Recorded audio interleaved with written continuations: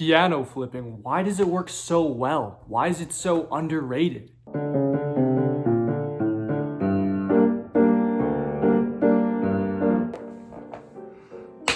Alright, let's get into it. In my opinion, piano flipping is the most slept on niche in reselling by a large margin.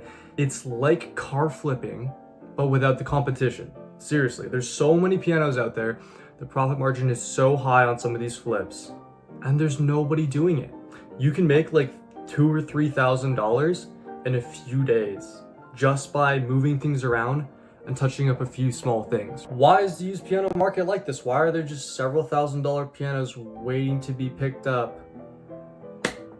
It's because pianos are a pain in the ass. There's a lot of confusion around pricing because it all stems from pianos being a pain in the ass. Okay, let me just actually get into it. What else do people own and can't get rid of for free on their own terms? Not many things. Pianos are one of those things that you need to hire movers, at least most people do, unless they're like jacked and they have a bunch of friends. They need to hire movers, right? So that puts a lot of pressures on the seller to get rid of the item. It kind of makes people feel trapped by their own possession. So it's like they feel this pressure to get rid of something that they don't want. They'll get rid of it quickly. They'll get rid of it for less than it's worth. Point number one, people have to hire movers and they would much rather not pay out of pocket to get rid of an item that they don't want anymore. That's point number one. Point number two is people lack basic knowledge about pianos. Ask yourself this, do you really know anything nuanced about pianos other than the fact that they're an instrument and they're heavy as fuck? Not really. They're not super familiar with brands. People don't know how to assess the condition of a piano. This creates a lot of caution within the buyer pool and a lot of people who are not familiar with what drives a piano's value. Toyota, Honda, Ford, Chevy, Volkswagen. I'm sure you've all heard those names before. Now let's try this with pianos. Kawai, Steinway & Sons, Boston Belfer, Beckstein, Youngchang. Are you familiar with those names? Probably not. Same with everybody else. Very few buyers are an expert on the subject going into buying a piano. When people decide they want a piano, they usually don't know anything about pianos. So they're learning everything in like 5 days and then they're going to go buy a piano. Most people are not capable of assessing risk or condition of the piano. They're not really that familiar with brands. They're most familiar with the most recent Google search that showed up on their feed. Point number three, most pianos being sold on Marketplace are being given away for free, and why this is a big deal is because it creates a lot of confusion around pricing.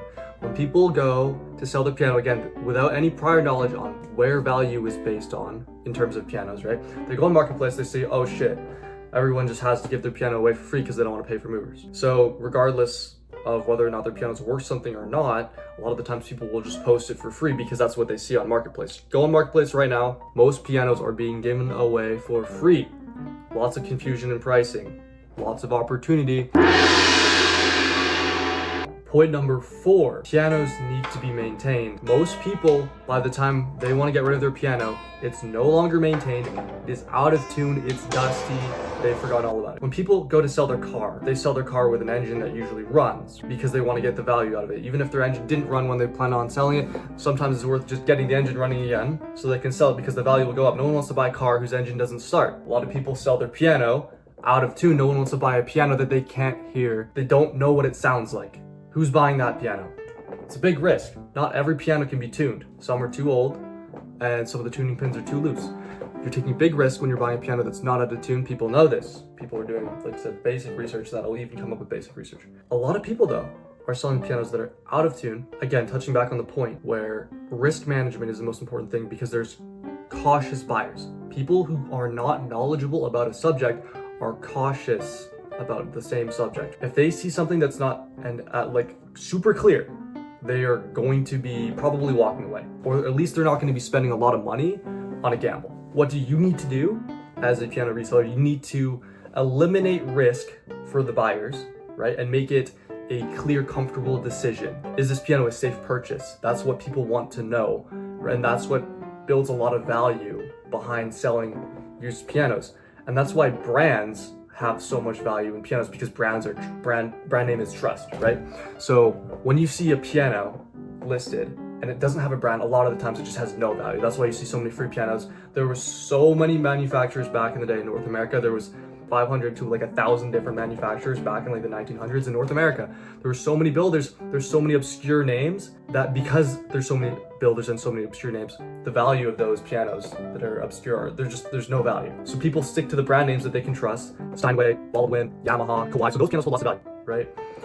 Again, a lot of the times you will see people, even with those brands, Kawai, Yamaha, whatever, Steinway, they'll list their piano for free just because they look at the market, they are not familiar with brands. There's a sea of like 500 different brands, and if they're not doing research on their brand, a lot of times they're just getting rid of, oh, this piano's taking a lot of space in my house, I don't like the way it looks, I don't want to get rid of it, I don't want to pay movers, so I'm going to give it away for free. A lot of people are just like that. You can spot the brand if you know what you're looking for, right? You do your research, and then all of a sudden people are just listing like a $2,000 piano away for free, just like that. But sometimes there will be a piano like that on the market that nobody will spot, because again, not that many people are reselling pianos, and most buyers are uneducated and most sellers are uneducated. It's kind of funny. Literally most buyers and sellers are uneducated on the used piano market. That's just the truth. A lot of the times you'll see good deals actually, once you have the eye for it, that have just been passed over by everybody. Because again, people don't like taking risk, and people don't know how to post their pianos. A lot of times they'll post a piano ad and there will be no inside of the piano. You can't actually tell the condition of the piano based off their posting, right? Or you can't even see the brand name because the lid's closed, right? So people won't even bother with those ads. If you're familiar with it, you'll notice, oh, based off of the artwork or the kind of, let's say, finishing on the piano, you can tell, oh, this is likely a Yamaha or likely a Kawai, or this looks German built, right? High quality. A lot, like if you are familiar, you can spot the value that a lot of people won't be able to see. So you can still find listings that are like 2 or 3 months old that are worth a flip. That's a very rare thing about a lot of these reselling categories. If something's worth a flip, often it's gone within a few hours, right? With pianos, you can see something that's absolutely worth a flip that's been listed for 2 or 3 months just because nobody else is doing this, right? Listing quality matters a lot. Again, trust matters a lot. You're building trust when you have a good listing. You're making things clear, you're eliminating risk, right? So a lot of times you'll see dingy ass photos. I'll give you an example right now. And nobody's bought it for like 3 months, even though there's like $2,000 or $3,000 sitting on the table profit for somebody who just picks it up, right? Can inspect it and understands if the piano is in good condition, get it tuned, take better photos, make a better listing, post it on a different platform if it's on fucking Kijiji. Nobody's on fucking Kijiji. And then boom, $2,000 or $3,000 just like that. And guess what? You don't even need to move the piano if the profit margin's $2,000. It costs like what, $200 to $300 to move a piano, depending if it's on the first or second floor or what complications are involved. Point is, you can literally take a piano that's free, right? You can pay movers $250, let's say, to move it to your garage or your living room if you have extra space, right? You can pay a piano tuner $150 to tune that piano. Now you're up to $400 invested in this free piano, right? But if there's $2,000 in value, then who cares? Who cares? You just made $1,600 and you didn't even lift a finger. You just texted the movers, hey, can we go pick this up? And then you texted a piano tech to go and tune your piano, and they tuned the piano. Now all you did is take nice pictures and you can resell it now for $2,000. You just made $1,600 profit, just like that. I've done it multiple times. Do I look that smart? I'm really not that smart. I'm not a rapper. You can do it too. That being said, how did I actually get into this? Well, I stumbled into it completely by accident, just falling into success. Okay, great. Now let's put this together in a way that you can clearly visualize, and you can take this information and start making money. So here's an example of a piano flip that I did. So the listing, well, it's terrible. You can't even see, you can barely see the brand name. You have to squint, right? You can't see the inside of the piano. You can't see the actual condition of the piano. The photos are kind of dingy. The piano looks like a free piano from the listing. It looks like shit, right?